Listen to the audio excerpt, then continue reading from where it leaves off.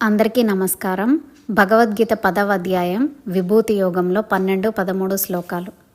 అర్జున ఉవాచ పరం బ్రహ్మ పరం ధామ పవిత్రం పరమం భవాన్ పురుషం శాశ్వతం దివ్యం ఆదిదేవమజం విభుం ఆహుస్త్వాం ఋషయః సర్వే దేవర్షిర్నారదస్తథా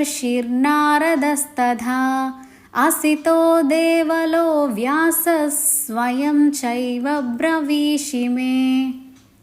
ఇక్కడి దాకా విన్న అర్జునుడికి మామూలుగా కొన్ని సందేహాలు కలిగాయి. ఇన్ని విన్న తర్వాత ఇంకా సందేహాలు ఉన్నాయి అంటే కృష్ణుడు కోప్పడతాడేమో. అసలే యుద్ధానికి సమయమైంది. మరి తన సందేహాలు తీరేదెలా? అయితే అర్జునుడికి తన ఎదురుగా ఉన్న కృష్ణుడు సామాన్యుడు కాడు అని అర్థమైంది.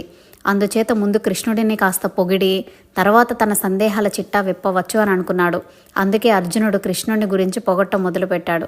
కృష్ణ, నువ్వు సామాన్యుడివి కాదు అని అర్థమైంది. నీవు సాక్షాత్తు పరబ్రహ్మ స్వరూపుడవు, పరమమునే ధామముగా కలిగిన వాడవు, పవిత్రుడవు, నీవు పరమ పురుషుడవు, అన్ని జీవరాశుల్లో ఆత్మస్వరూపంగా ఉన్నవాడివి, శాశ్వతుడవు అంటే జనన మరణములు మార్పు లేనివాడివి, అందరికీ వైభవం చేకూర్చేవాడివి.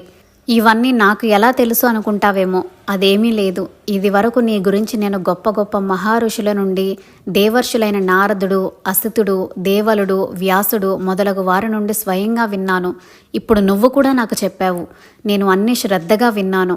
అందుకే నాకు నువ్వు సామాన్యుడివి కాదు అని పూర్తిగా అర్థమైంది అని పలికాడు అర్జునుడు.